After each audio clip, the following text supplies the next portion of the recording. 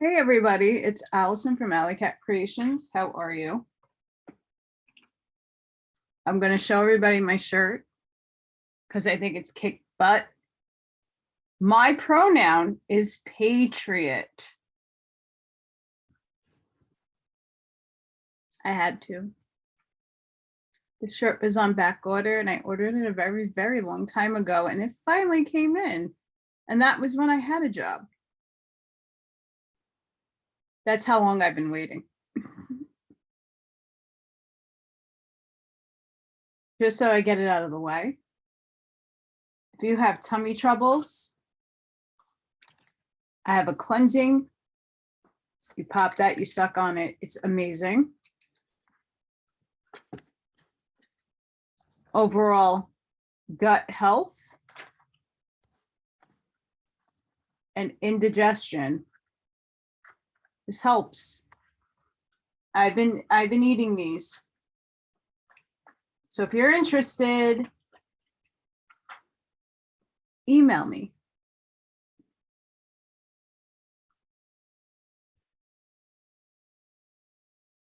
So the topic that I've been waiting for, I did some digging and I have to break it up into parts. Because a lot of it is unknown. It's hearsay. There's no fact.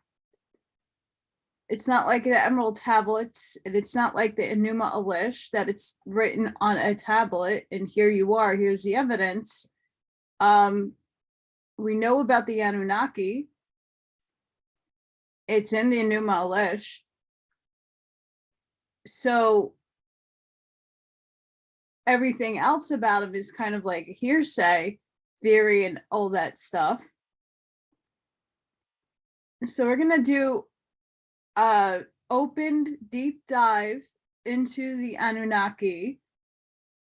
Some people are claiming, I mean, and I don't like to say claim as in it's like a definite, this is gonna happen when, because no one knows until it happens. That February 22nd this year, they might be coming back, though there's other things and other people saying different dates and shooting dates. I'm not somebody that goes by dates because I'm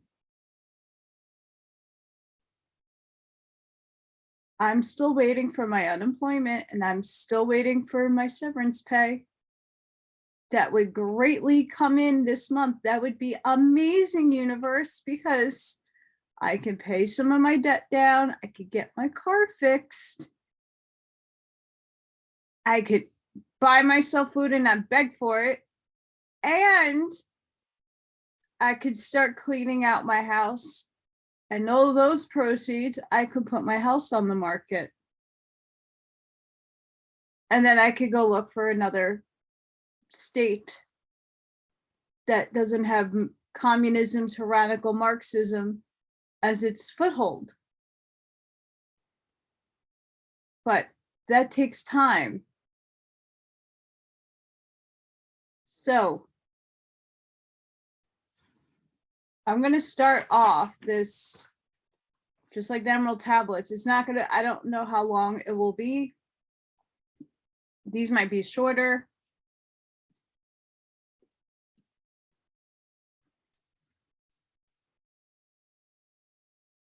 Elena Danaan. I love her. I do. Because her perspective, her intel gave us a lot of information about the Anunnaki that a lot of people don't know about because it was never disclosed. We didn't have galactic friends that have telepathy. So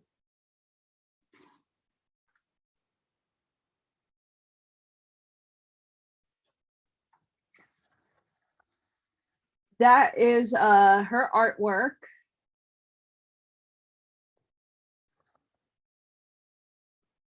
Sorry, I'm not getting everything into frame properly.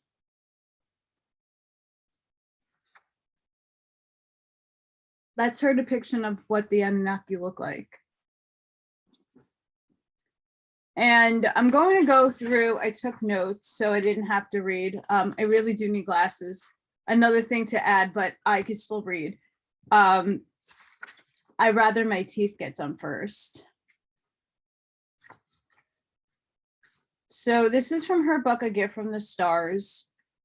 Again, by Elena Danaan. This is her information about the Anunnaki. And the home world planet is Nibiru. In a parallel dimension, this is where one of the biggest speculations comes in, because other researchers, which I'll get into a little later, they say that we have a 3,600 cycle, whatever the number is, Nibiru cycles within our own solar system and bounces back out. So it's a planet that comes and then it goes out. Could be possible. If they're in a parallel dimension, guess what? Our sun, the Logos, is a portal. So they could be portaling in and out. That's absolutely plausible. And they use a portal used in the Orion zone, which is something that has been in control of the evil things.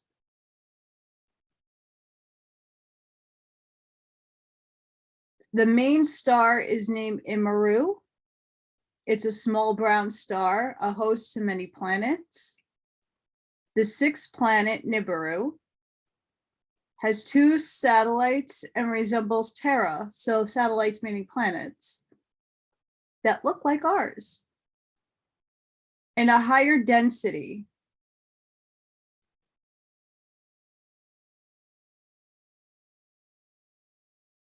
So as we on planet Earth, Terra, move up, things are going to start looking different because we're shifting density.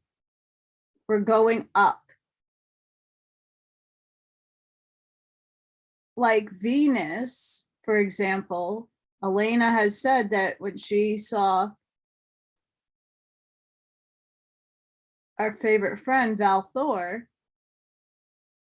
Venus was nothing like you learn in school, where it's this sulfurous, gassy, you die instantly planet. It's densities. The same with all the planets. Everything has a density. And for what our eyes can perceive, we perceive things specific. So Anunnaki is human-like. They are reptiloid, cold-blooded life forms known for genetic engineering. Great enemies of the Lyrans, that's where we originated from in the man system, in terms of our look, and the Sikar Empire. They're technologically advanced and well equipped. Their creation is a mixture of Series B and an Orion Empire. Male sovereign of Askina, Series B, offered a mate with the Orion Queen. Their offsprings were named mix of the 2 races, Nibiru divided from 2. Their genetics was predominant reptiloid.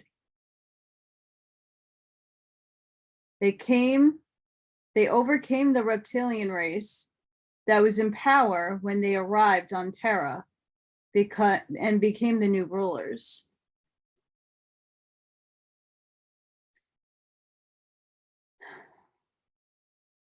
The reptiloids that escaped went underground, and those who couldn't escape were called the Ijiji, the Watchers, by the Anunnaki, and enslaved for 25,000 years. That's one of our cycles.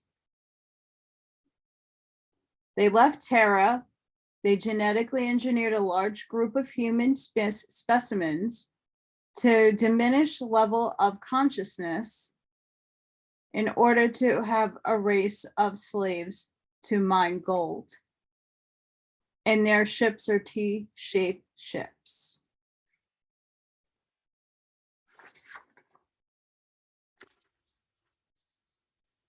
So that's from Elena Danaan.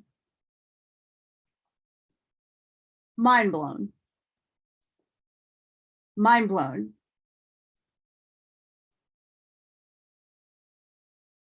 So it begs to question if, I mean, and it sounds very plausible because they look like us,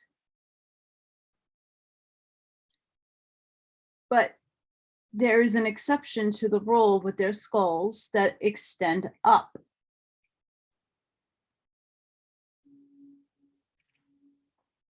Coneheads, not like the movie, but I have a feeling that was important. That movie probably was very important. Very funny, but mocking in a way. Their whole reason is true. We were created to be slaves. We were dumbed down.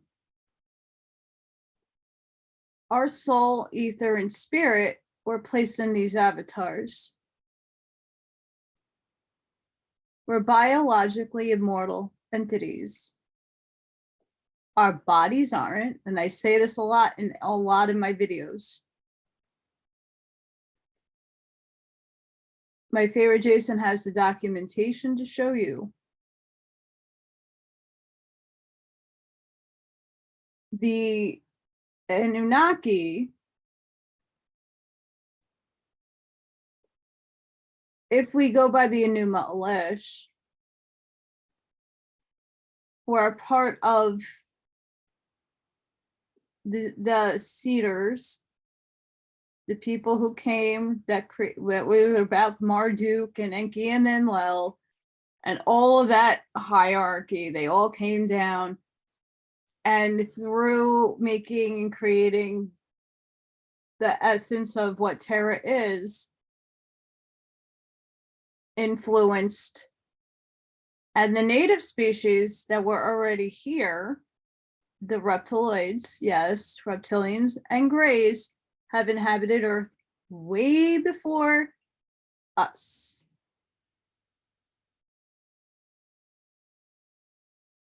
It though begs the question, what came first, the chicken or the egg? Did these guys from heaven create and like terraform Terra in their image? Like from the void came all the stuff, and then everything just started to form, and Marduk made the skies and all the stuff, and then that's like, again, that's another debate, because did the Anunnaki come after Marduk or before, or was Marduk a part of the Anunnaki?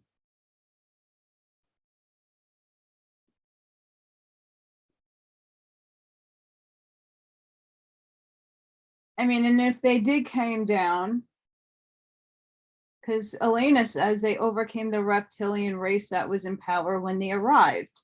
So then Terra was already formed.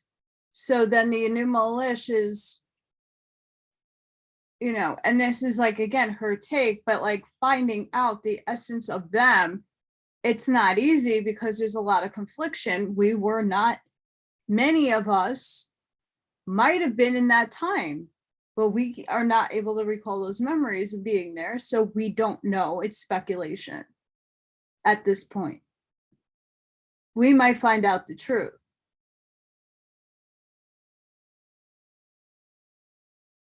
You know, Ra states in the Law of One, he was a social memory complex that came down to help the Egyptians with learning the Law of One.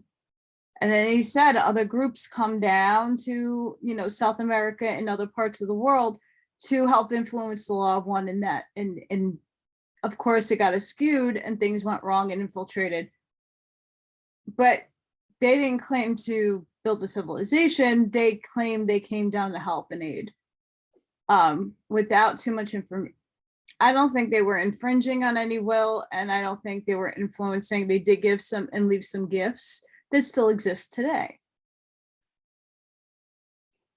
So, I mean, it's, the Hermetic texts stake some claims. A lot of different websites have some really good juicy intel. I'm going to read one of them for this episode. And then I might pick a little bit out of this book.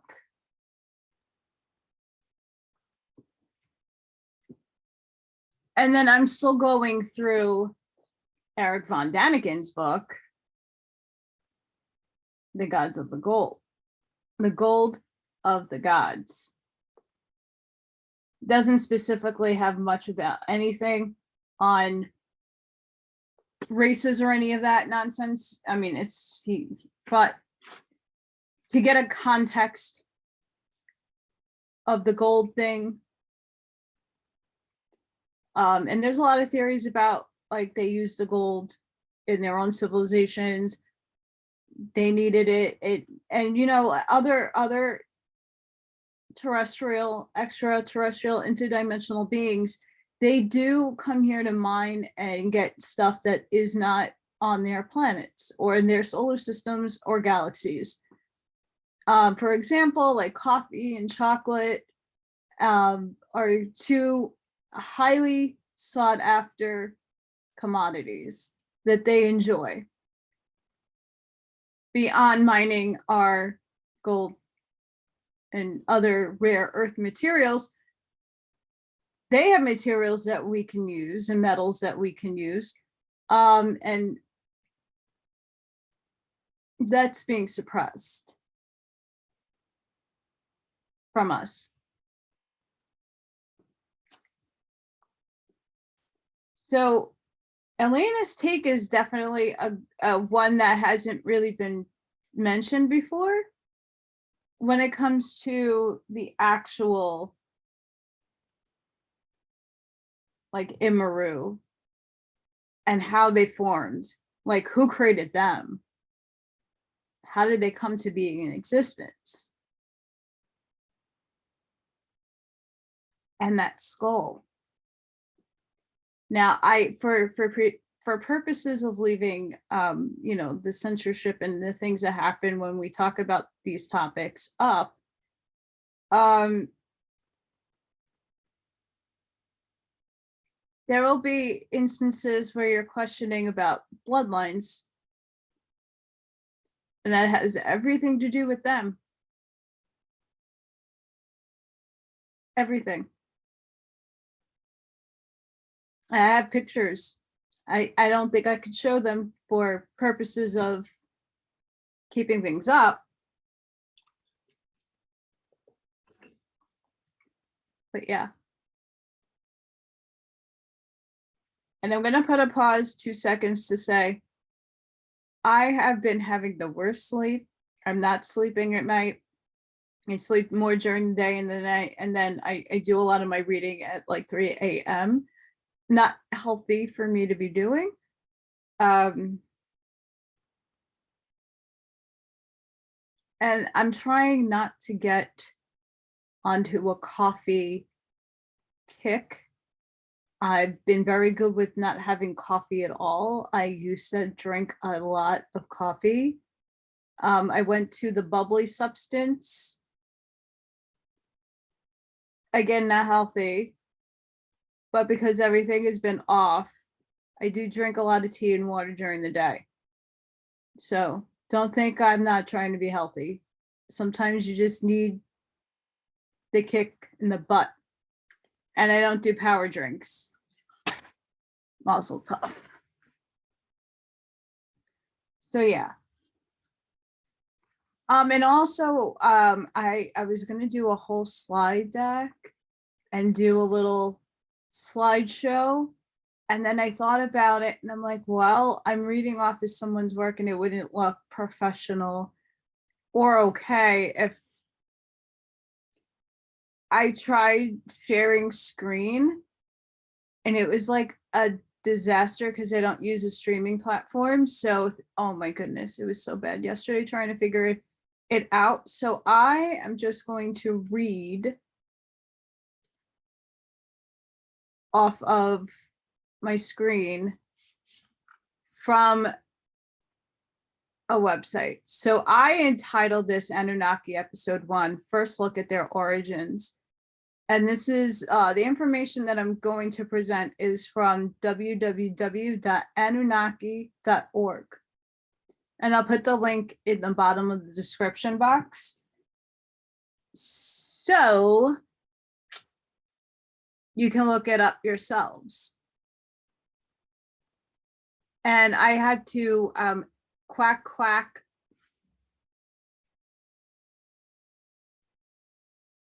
If you know how to do sign language, you know what that is. For these websites. I don't know if you can Google. So the exact origins of the Sumerians are unknown. It is believed that they came from the east, but whether by sea or from the highlands is unknown. I mean, they came from out above, or they portaled in somewhere, and that's where it may be that they're talking about. We'll see. We know that they are not local people because their language belongs to an isolated language group. During the 5th millennium BC, a people known as the Uberans established settlements in the region later known as Sumer, Mesopotamia.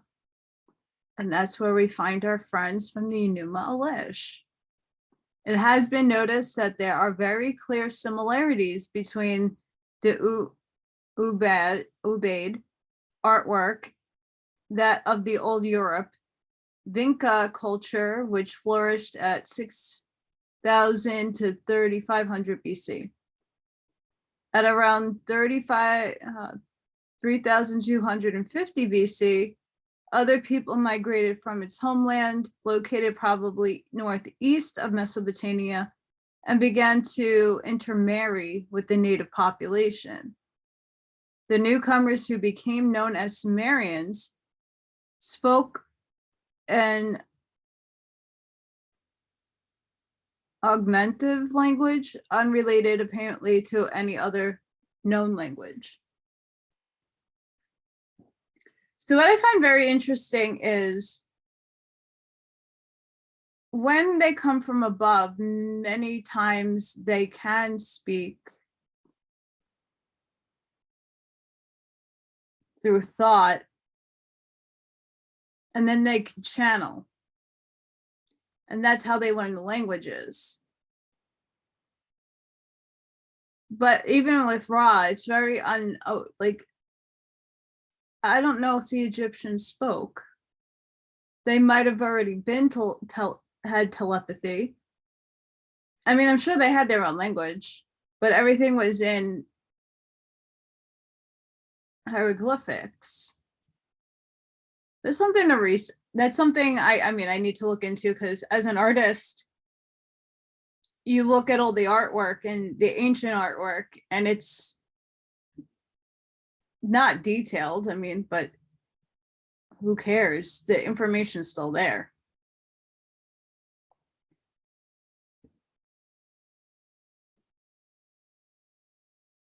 Hope you're enjoying. If you do, make sure you hit the like button. If you like my channel, please subscribe. And if this is of value to anybody, please share. Also, I'm not an Anunnaki expert. There are many people who are very well studied, versed, and knowledgeable on this topic, way more and better probably than me, that can explain this a little better. But if that reaches your vision and your focal point where you see this video and you would like to come on and present your evidence, your facts, I would love to have you on. This is not about me. This is for everybody. I just want to bring this to the eyes of people who are ready to see and hear information that probably isn't known to them. And again, I'm no expert in this.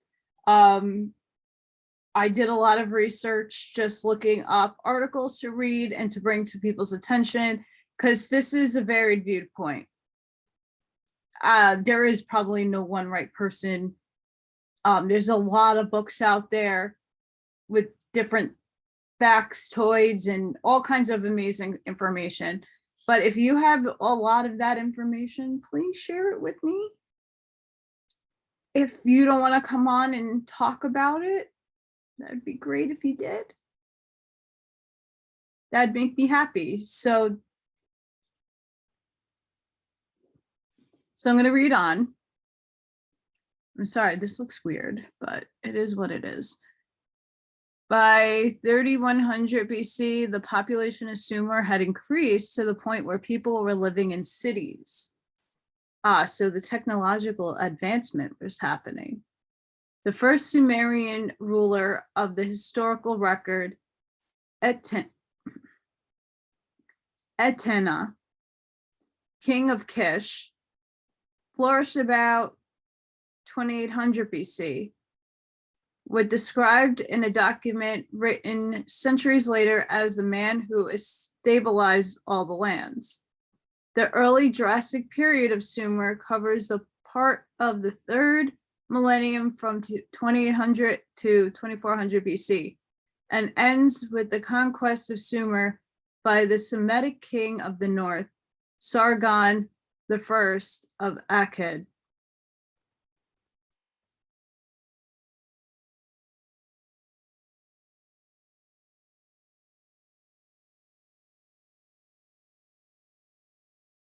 I just have one question for people.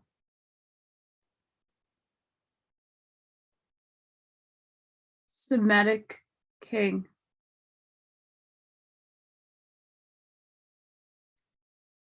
What religion was not in this purview at this point in time? So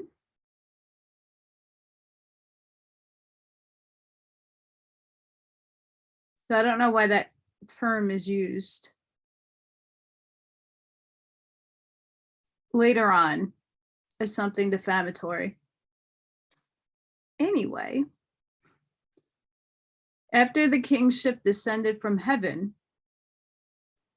the kingship was in Urdug, Alalum, or Lim, became king. He ruled for 28,000 years. Sorry guys, again, like I need glasses. And I have blue light glasses I sometimes wear, but with all the lights that I have on to look cute, I still get a lot of glare and I can't see shit. Like I actually really need glasses. Because my eyes get blurry. So then I'm reading like small script. So I'm sorry guys. I'm not trying to bitch or rant. Alajar ruled for 3,600 years. Two kings, they ruled for 64,800 years. The Urdug fell and the kingship was taken to Bad Tabira. In Bad Tabira, Enmiluana ruled for 42,200 years. In Mengalana ruled for 800 years. It's a long time. The Edug fell and the kingship was taken to Bad Tiberia. Oh, I just read that. Dumazid, the shepherd, ruled for 36,000 years. 3 kings, they ruled for 108,000 years. That's a long time.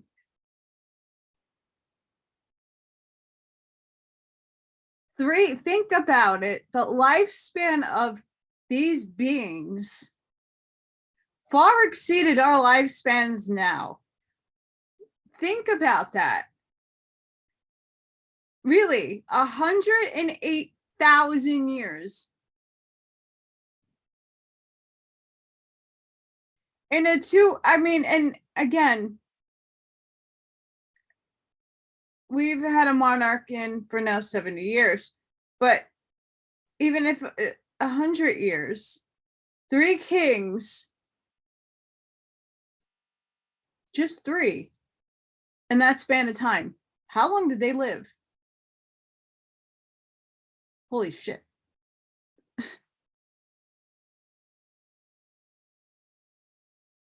That's a lot. It goes through, I'm going to skip down a little bit. Let me see.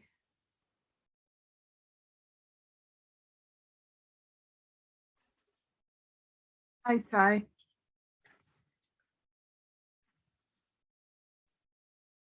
Trying. Okay. So it goes into a kingship of Lar Arg, and Zimbir, and more thousands of years of rule.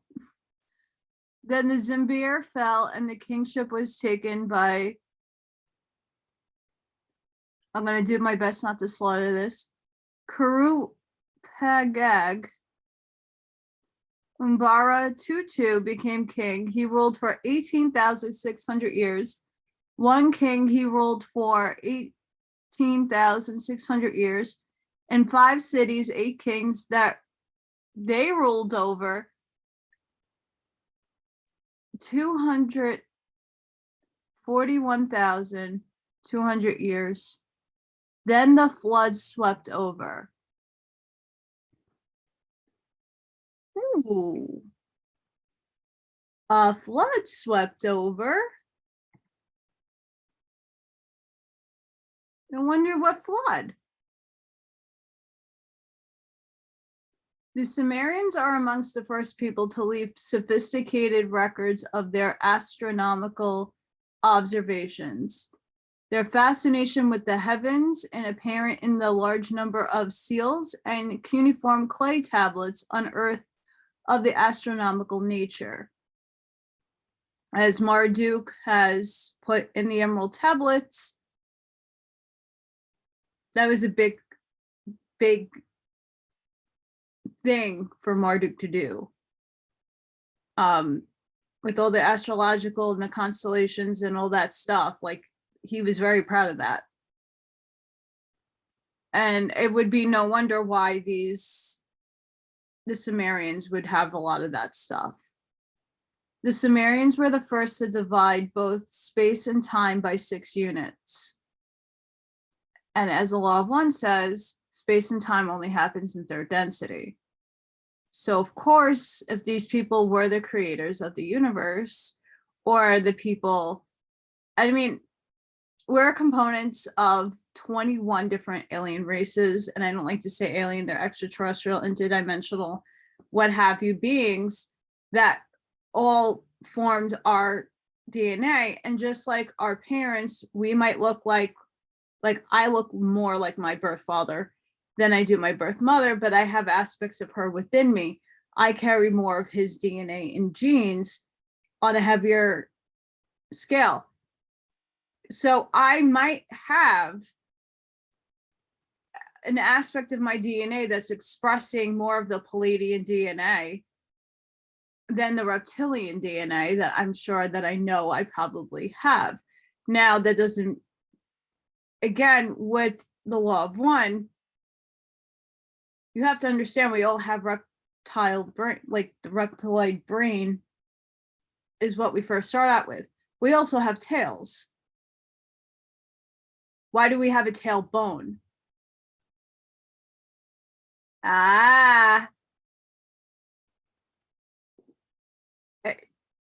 You got to look at the aspects of when people speak about the Alpha Draconans and all these reptiloid species.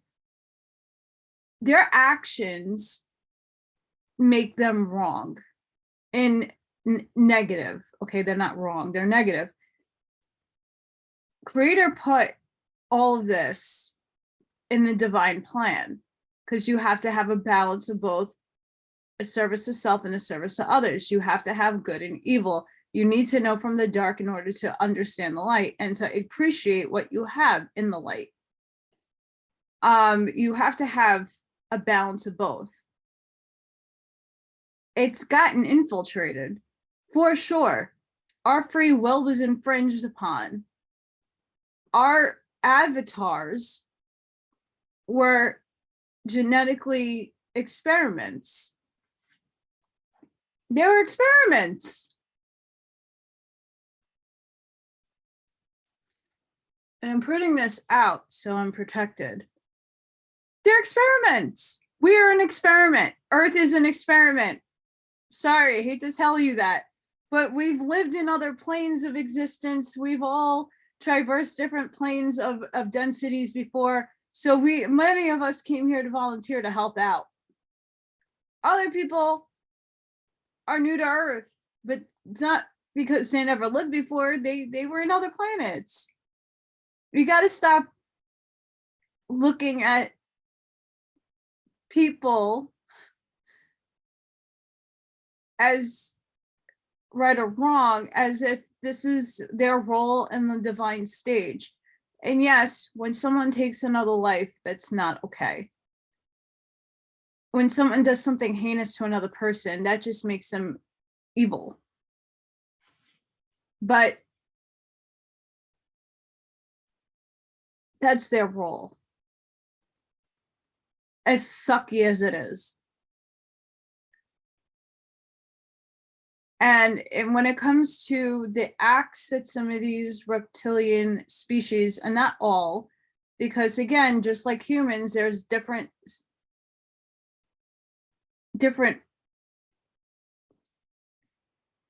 forms of us in a sense. We kill animals and we kill plants. Don't think that plants don't have consciousness. They absolutely do. Those are etheric beings. So when you pick a flower, it's alive. It's alive and it dies. It withers away when you pull it and there's no water. You're picking it off from its roots. Trees. All the veggies you eat. So here's the grand question.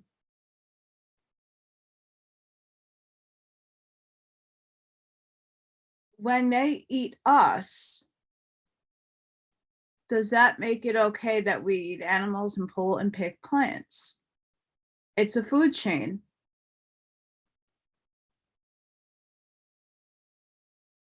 When a hunter, or back in our early stages of life, we honored that animal and we asked it, for its sacrifice so that we'd be able to keep going.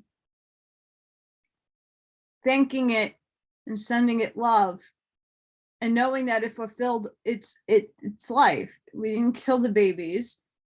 Most people who hunted back then killed mature to older of the species of animals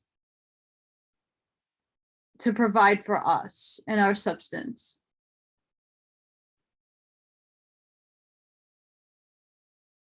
And when you pray over your food, you're thanking all of it to say, thank you for giving me the nourishment and abundance for me to thrive, right? Or whatever you do before you eat. They supposedly don't do that. They're ruthless little, well, they're not little, they're really huge. They don't do that. And they're after certain glands and things on our body, which I will get into. So back to this.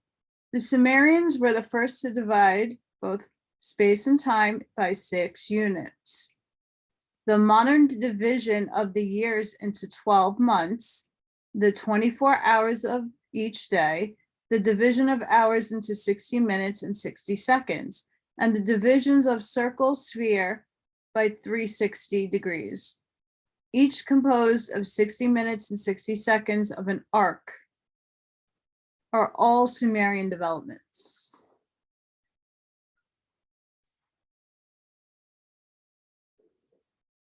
This is some juicy stuff coming up.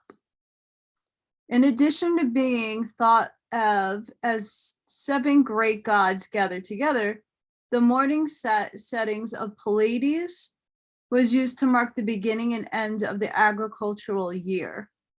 The cylinder seal, State Museum, East Berlin, so there's a cylinder seal that they have, shows a star with 11 planets surrounding it. However, as there are no records of the Sumerians having knowledge of any more than 5 planets in our solar system, the jury's out on what it represents. True. Those beings were not from this world and had special bloodline. Here we go. Oh, the Nephilim. Offspring from the Anunnaki and human beings. Were on Earth in those days. David versus Goliath. Legend, myth, fact. The Nephilim were on the earth in those days and also afterward, when the sons of God went to the daughters of men and had children by them. They were the heroes of old, men of renown. Genesis 6:4. Zachariah Stitchin believes that the Anunnaki genetically engineered modern-day humans by crossbreeding with Homo erectus. They did this to use humans as slave species race in order to mine gold for the earth. This information may sound hard to believe, but some evidence has been confirmed. It is a fact that ancient mining operations have been unearthed in Africa. We can debate the technologies, but it gives some credence to the idea that humanity was created as a slave race. Oh, we were.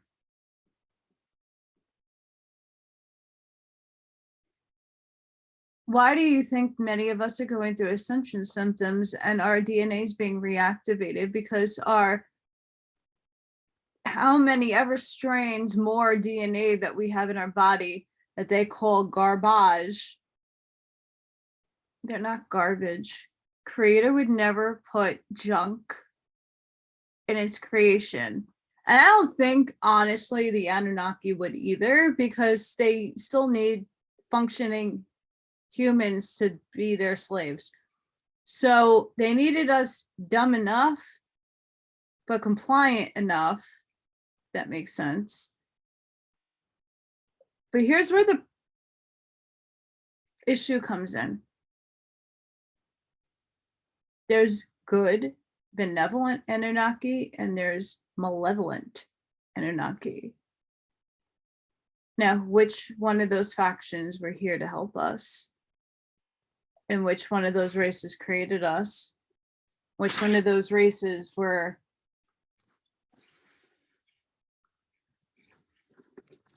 watching out for our better interests, our slaves? No idea.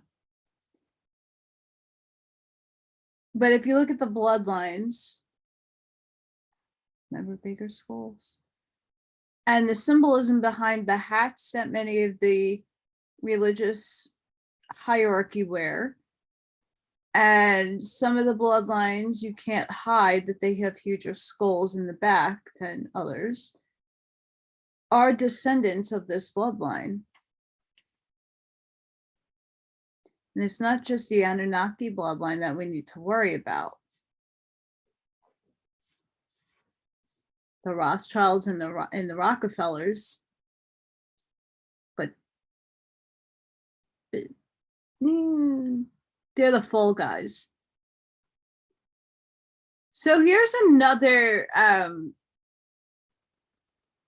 speculative, because it collides with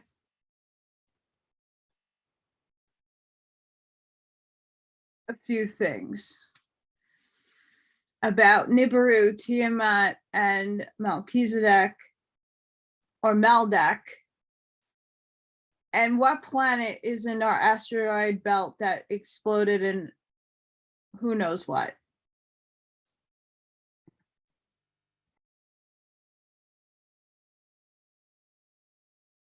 Nibiru collided catastrophically with Tiamat, another hypothetical planet that was between Mars and Jupiter.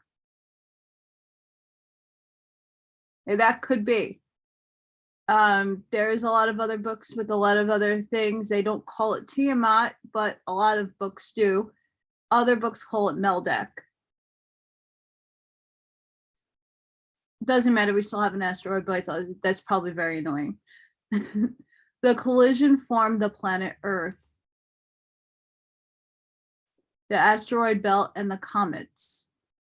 Tiamat, as outlined in the Enuma Elish, is a goddess. According to Stitchin, however, Tiamat may have been what we now know as Earth. When struck by one of the planet's Nibiru's moons, Tiamat split in two.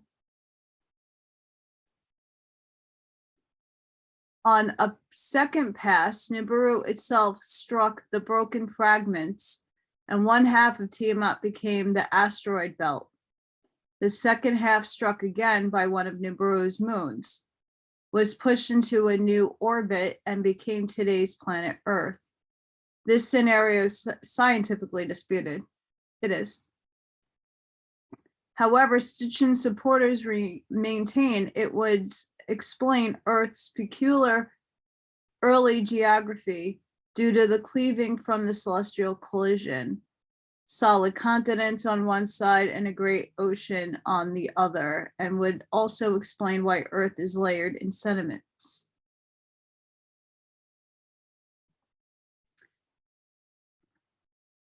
Though he's looking at it from a globe point of view and not a plane of existence or density.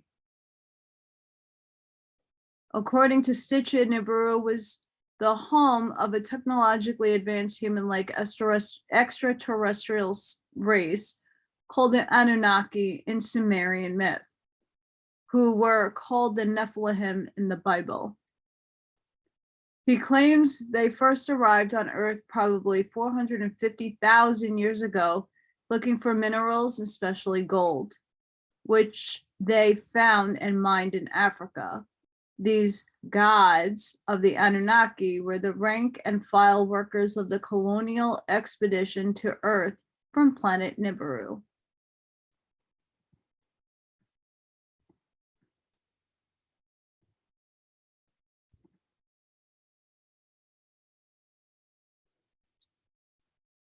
And it makes sense, and it's very plausible. Again, we were not there, and if we were, we would have to go and do some regression to figure that out. if any of us had lived those lives. And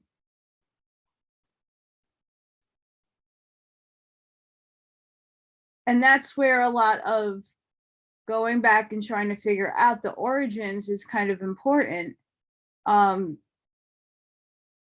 Because we need to, I feel a lot of us need to know what went wrong. And it's not that we should be unthankful for them, that genetic engineering of their technology back then, and through our own evolution created us, and here we are. They weren't alone in the creation of us. And on the grand experiment, maybe the giants just didn't fit. Maybe they were just way too big. Maybe they were hitting the firmament. I mean, one can only speculate, but it's just interesting. Very interesting. And if you look at Tartaria, I mean, those people are big, but they weren't ginormous size.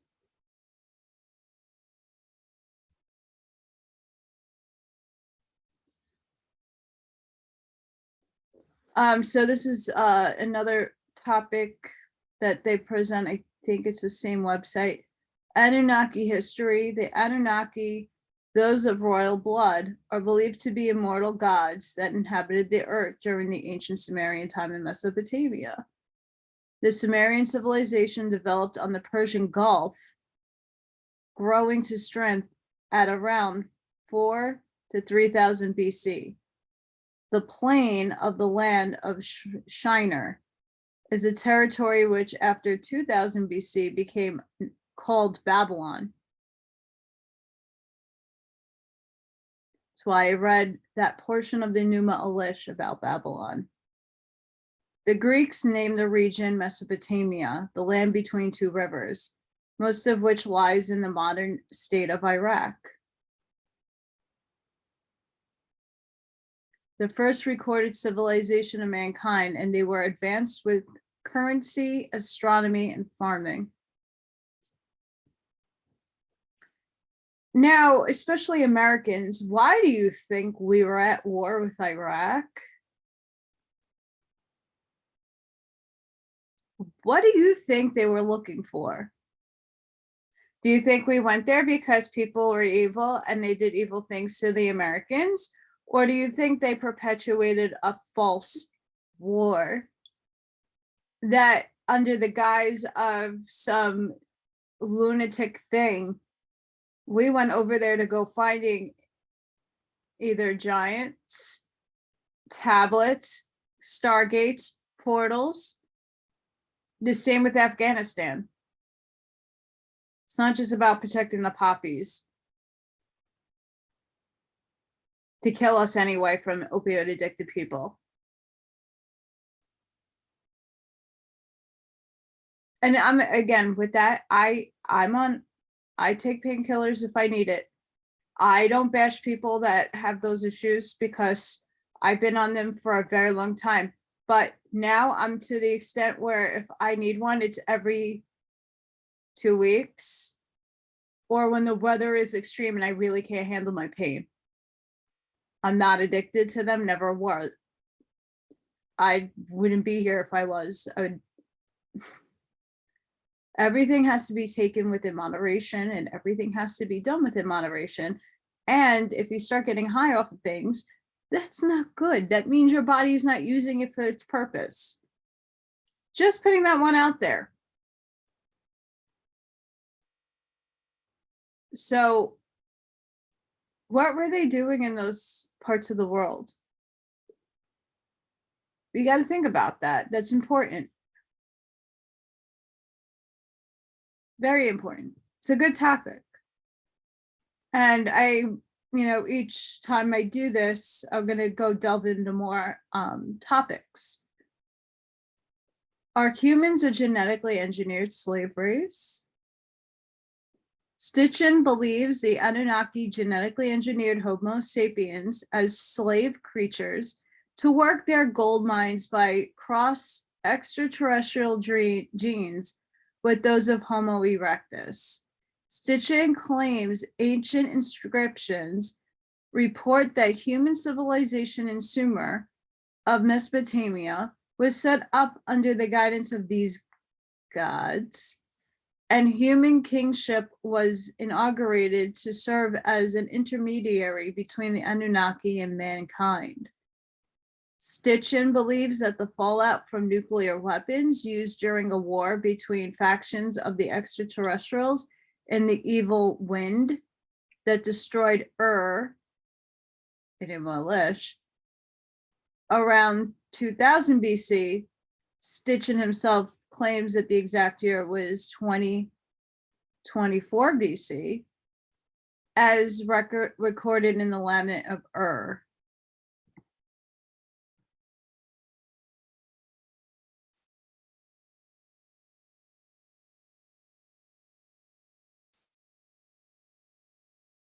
Now, my questions are, was Atlantis and Lemuria and Mu there? Were they already there?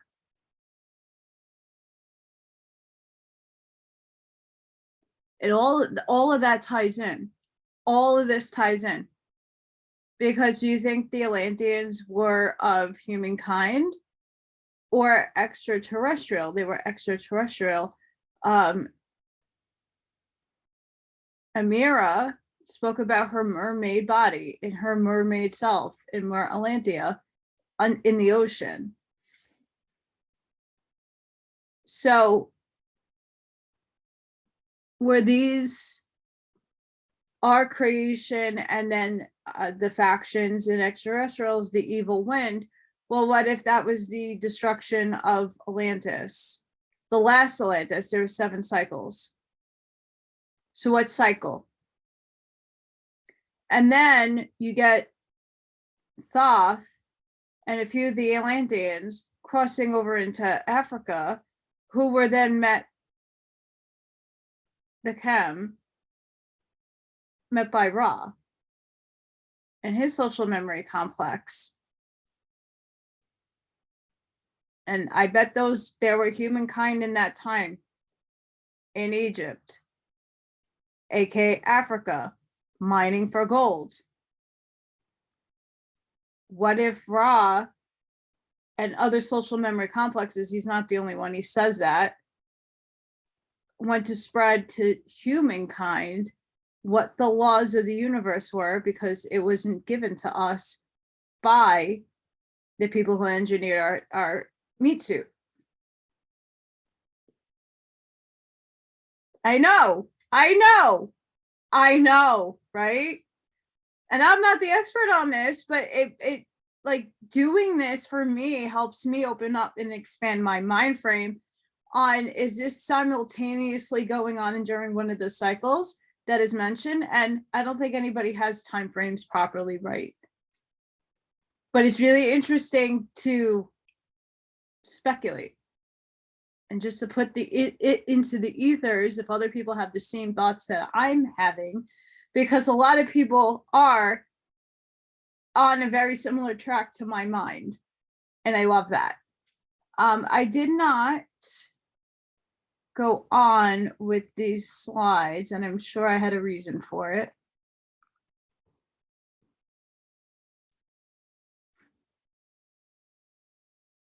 And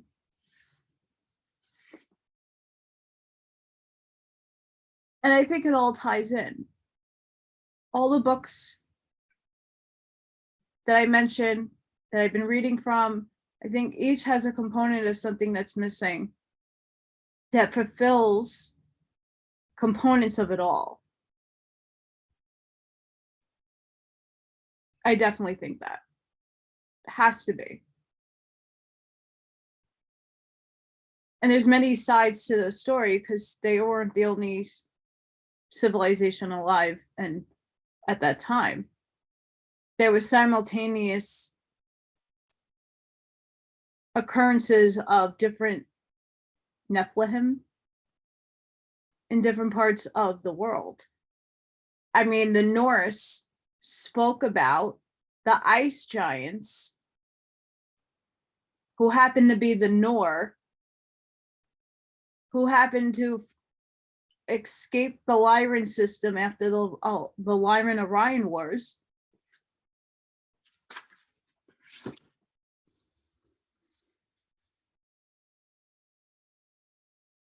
I'm going to look this up. Elena does a really good job at this. But even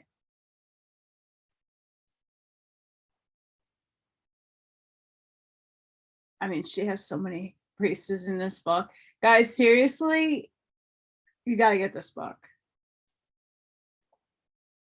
Okay, here we go. We're at the Pleiades. Yay, Pleiades! Manahai. Manahu.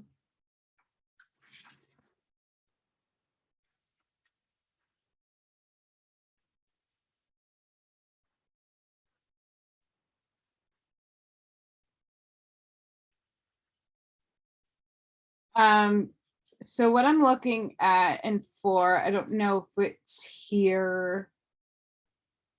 Probably not. Oh, here it is.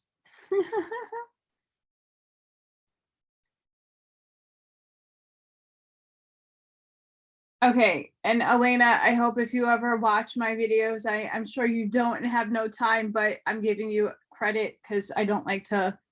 I know some people you can't read their content online.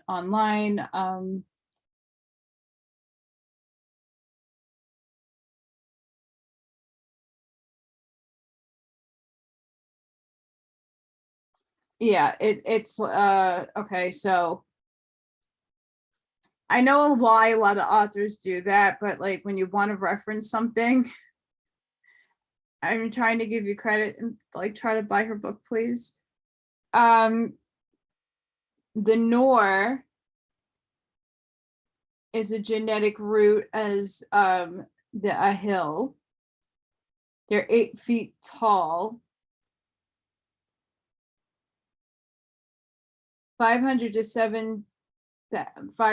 700 in their time years. They were genetically altered. And they like to travel.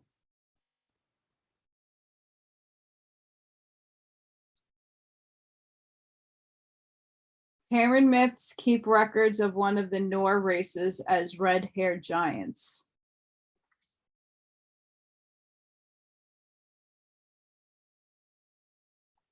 Now, my theory on these Pleiadians. I believe there are future selves, some of us, and cousins. They're made up of all different species. They're not just the Nordics like everybody wants to think they are, but the Nordics do exist. And I feel that the Nordics took the Norwegian, all the Scandinavian countries, and that's where they settled. See where I'm going with this? The same thing with what we would call the Blue Avians and Andromedans and other took hold in India.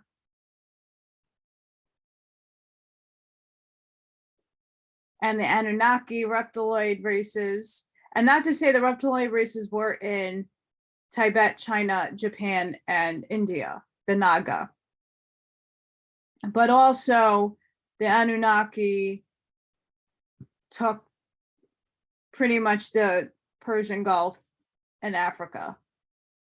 Ra focused his energy in Africa. I don't know. I'm still trying to look into it. If anybody has this information, please share it with me. Come on, talk with everybody about it with me. I'll be more than happy to do a live. Because I find this fascinating. I want to know what social memory complex went to the Mayan Inca Aztec civilizations in South America. Very curious. But that's like my Allison theory. And then I feel like inner earth beings dealt with the Aboriginal, untouched human races, like the Native Americans in America and Canada. In Australia, we have, and I mean, there's a lot of other cultures in Africa that also like untouched. You can't go into their territory, they will kill you, and they don't care. They're not governed by anybody's laws but their own. There are very untouched portions of this world that are not technologically advanced, and they live very basic. I feel that the Agarthans, the Telosians, even the good species of reptiloid that do inhabit down under in Earth, they kind of protect those peoples. And those people did know about what was going on. They have an amazing story to it all. So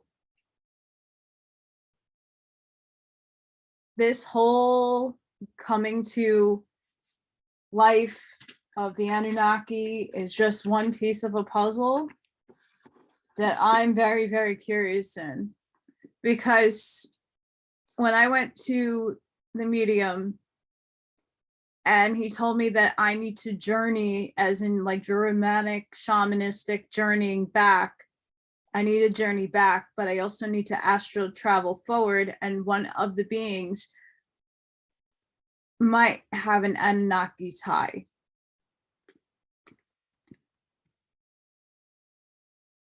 And it's really pretty. It's a bird-like creature with pastel blue, pink, and yellow wings, tips, white, humongous, angelic looking.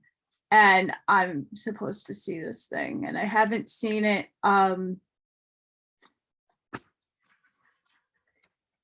Yeah.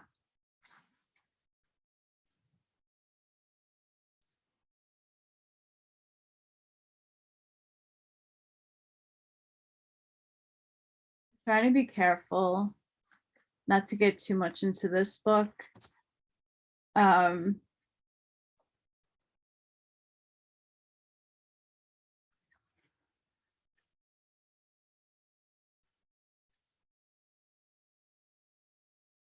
person that wrote this book did not put a disclaimer like, don't be naughty, don't steal my stuff. Don't want to steal anybody's stuff. I think it's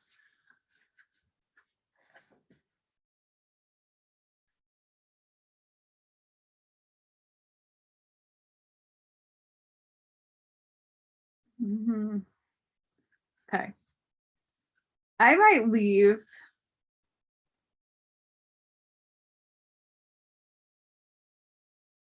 This is a big book.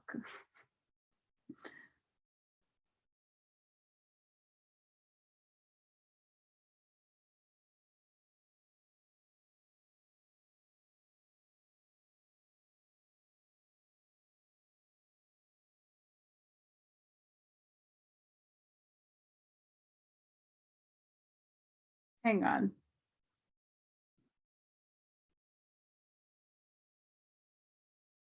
Okay, I'm gonna read something just to make you want to come back. So this is from the Anunnaki Final Warnings to Earth and Their Return in 2022, 5th edition by Maximillien de Layfayette. Is it true that their return will seal the fate of planet Earth and all humanity? Question: did the Anunnaki plan on returning to Earth to clean house? Is it true that their return will seal the fate of planet Earth and all humanity? Answer: absolutely. According to Sinhar Abbar Anbar Anati, an Anunnaki hybrid woman born on Earth of Anunnaki lineage, who married an Anunnaki Sinhar, traveled to Nibiru, Ashtari, lived there for several years and studied the true history of humanity here on Earth, as well as learning much about life on Nibiru. Yes, they will be returning in 2022. And the decision they have made is now irrevocable and final. Before her final departure from Earth back to Nibiru in 2007, Sinhar Ebar Anati contacted Ulima de Layfayette with a desire for him to publish an account of her life experiences and both here on Earth in Nibiru with humans, Anunnaki, hybrids, and greys. I didn't even touch the gray topic yet. Those most fascinating parts of her account were her meetings with top echelon military brass and scientists from different countries and governments concerning the return of the Anunnaki to Earth and the reason behind their return.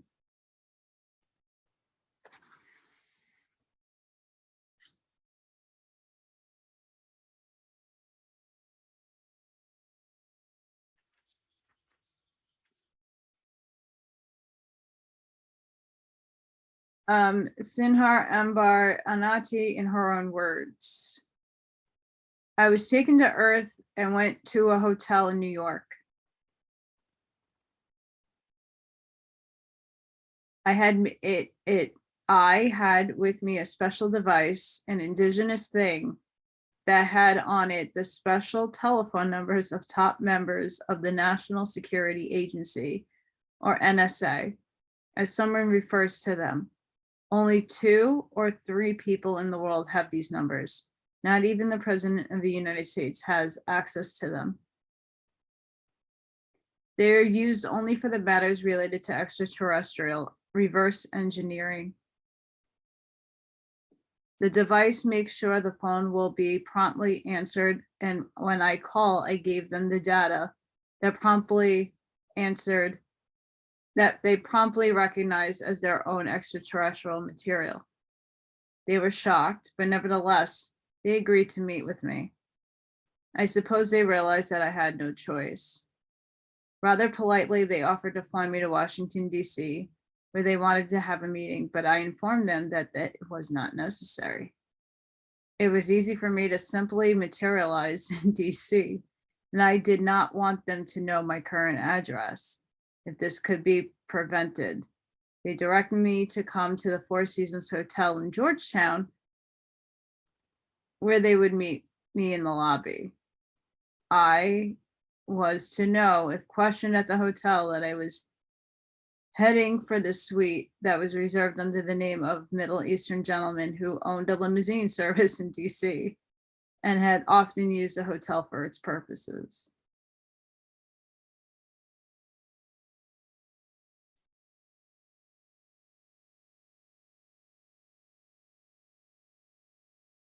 Three members of the NSA were waiting for me.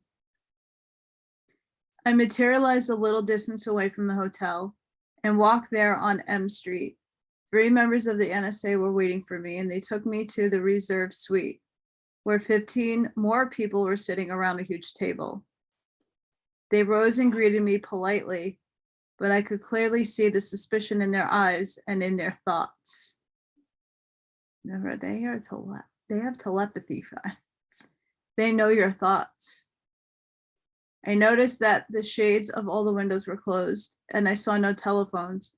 However, they all had gadgets in their hands, which I recognized immediately. They were navigation devices, which at the time were known only known to extraterrestrials, not to any humans. For a moment, I assumed that they got it from the Greys for communication purposes, and then noticed that quite a few of these people were really Greys who had shape-shifted to resemble humans. I can easily identify them because even while shape-shifting, the Greys cannot turn their heads independently of their body. Oh, Guys, yo! Now you know what gray shapeshifters look like if they can't turn their heads independently of their body. Oh.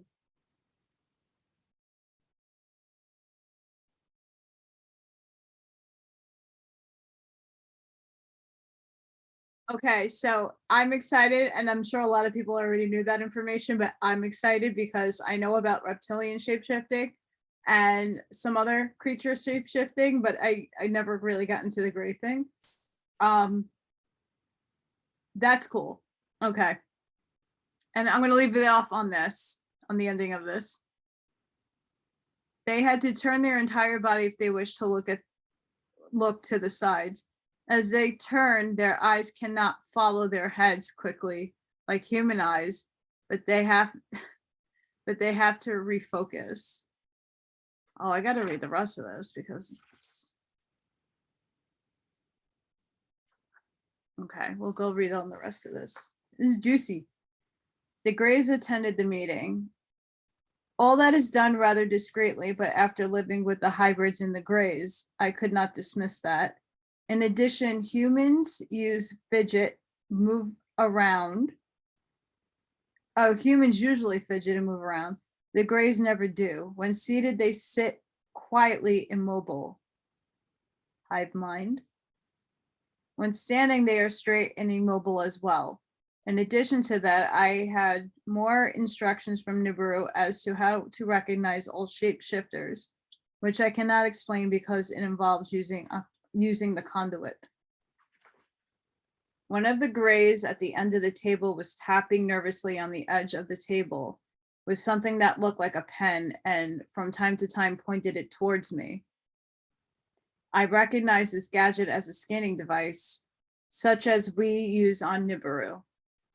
But it was not held by any of the humans because this fiber scanning device was not known to the human specific scientific community until much later in 2006, 2007.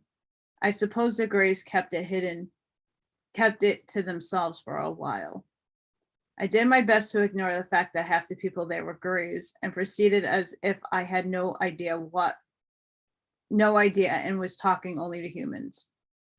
I had nothing to fear really, since I could annihilate the Greys with one thought. And I decided that discretion was the best approach. The Greys maintained their presence throughout it and said nothing at all.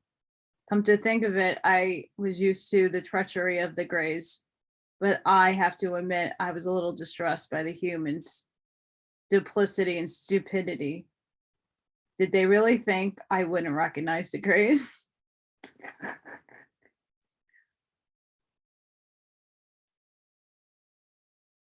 Oh, man.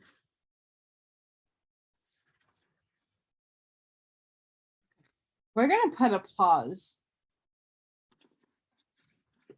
there because the story is really juicy.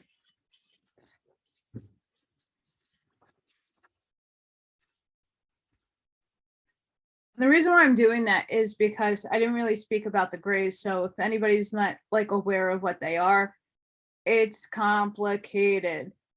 Not all Grey species are bad. There are Grey species that are good. The majority of them are evil. Negative polarity, the Mitra, the Killy-Tokard. Then there's the little Greys that look cute that everybody draws that are of cyborg hive mind. And a lot of them are controlled by the Seahar, the dragons, the negative ones. But they also play a role with the Anunnaki. They're afraid of them, as they should be. So I hope that this first episode wasn't as confusing, as exciting as I found it for myself, because I love this stuff. And again, if there's anybody out there who has more juicy info, next episode, I'm going to read from another website and their perspective and then go more into that story where we're going to leave off and go into it a little bit more. Go in more into the gold topic. Like I said, this is different from just reading a book. This is just reading from different sources because a lot of people have a lot of theories on it. And I don't feel like one book does it justice, where like the Enuma Elish is a tablet. Yes, you can interpret it, but most of the interpretations are very similar to each other. Same thing with the Emerald tablets and the tablets of Hermes. It's the same thing. It's very similar to each other. So the interpretations are very on it.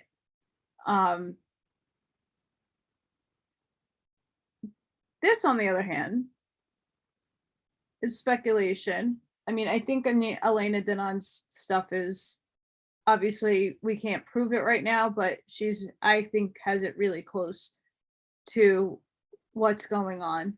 And yes, there are people who are hybrids. There are people who are from these planets. They're here. You have to start acknowledging that we are ourselves our own alien race. Extraterrestrial, we're Terrans. It's cool to think about it. But we're not the only people in the universe. It'd be a big waste of space. As Jodie Foster said in Contact. Very good movie, by the way, even though they're all evil. Many of them. Yeah. So if you would like to join me, I can do a live. We can record it. Whatever it is that you would like to be comfortable with. Some people don't like to be shown. You don't have to show. You can put a picture up. And bring some of your evidence, the books you've read. Unfortunately, because of my financial circumstances, I would buy like 5 to 6 different books about the Anunnaki. They were on one of my lists of books that I was interested in reading from a while back. I just don't have the money for that. I don't. And some of the PDFs that people send me, I'm still going through, but a lot of the information I'm trying to discern, and I wanted to make a slideshow and present it. So I'm still trying to figure that out, to do it without it looking like I'm plagiarizing. Because a lot of people are like going up. Okay, so just lastly, I know I'm ranting a lot, but I have a friend who was a really good, she's still a very good friend of mine, ex-employee, because I'm the ex-employee. She used to be a coworker of mine who still works in this situation that I was in. And she's noticed we don't speak every day. We speak a couple of times, and she doesn't like to mention the job because she doesn't want me to get upset. But I'm like, no, you please find to me. I'm here to help you. No judgment. But she was telling me how the vibes in Manhattan especially has been very demonic. A lot of like, and she's more on the religious side. She goes to church, she does a lot of praying. And she's like, I pointed it out to her. I'm like, please be careful and bubble your energy and, shield your energy. And this is how you should shield. And she's like, you know what? I'm seeing what you're telling me about, and it's pretty freaky. There's the demonic realm.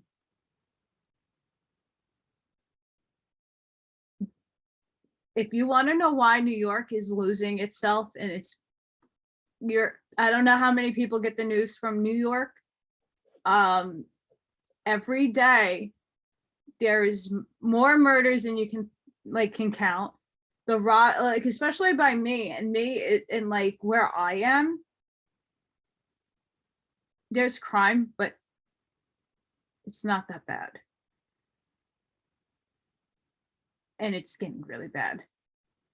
Carjackings, domestic killings, rapes, robberies, just acts of like evilness. It's climbing bad here. But in the city, people are just being pushed into trains. People are seeming like when they're walking around the streets are very possessed. Like, I used to wake up at 4 a.m., get on an express bus, and get off on 14th Street and 6th Avenue. Where in the past, it was, I for 8 years, before I even went to college, like, I went to college in the same neighborhood, but I used to get off at 23rd Street, this 14th Street. So for 8 years, most of the time, no one ever bothered me. Yes, I get crazy people that was saying some crazy shit to me on a constant basis, but that was 2 to 3 years ago. But right before I left, last year and this year, the homeless population like exploded. And I have a feeling that they were asked to get out of those tunnels. And when all those people started coming out of where they were living, they started occupying the streets. Now, not like 9 times out of 10, most people who are homeless will sit on corners and, ask for a change, or, can you get me a coffee, water, food? Never really bothering anybody. And a lot of people, and the younger people, they would sit with their animals and like just sit there. They don't bother you. They don't ask. It's your free will to give them.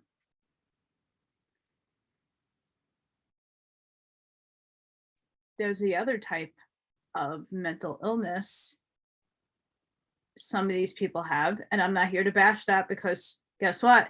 My biological mother committed suicide, uncle committed suicide. I had a bunch of friends that committed suicide. I have friends. It's an illness.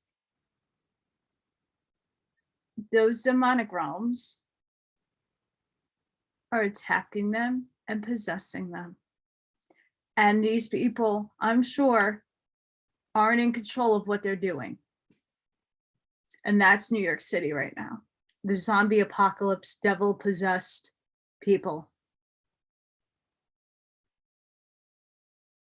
So if you are coming to New York for whatever business means you have, just know, stay around the highly dense populated seriously, if you're traveling via subway, stand by the wall. The chances of you getting flung into a train is less, because there's a lot of people during rush hour. Travel during rush hour. Early in the morning, they're all on the train. Late at night, they're on the train. If you see an encampment of them, cross the street. As much as it might be another like 10 city blocks to walk, it doesn't matter. Your safety is number one.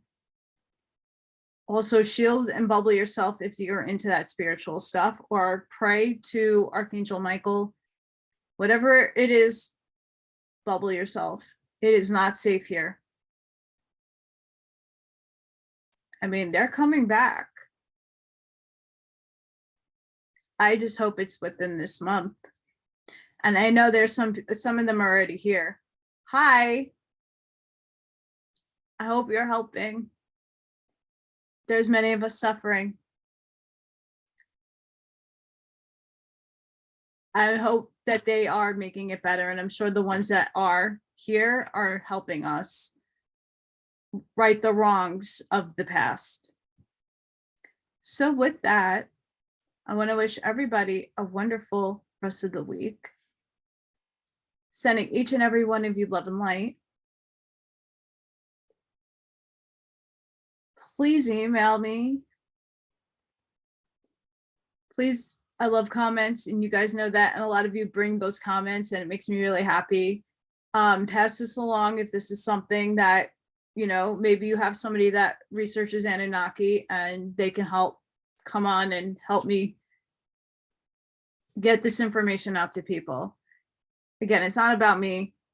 It's about all of us. And I want to get this done within the month before I lose everything.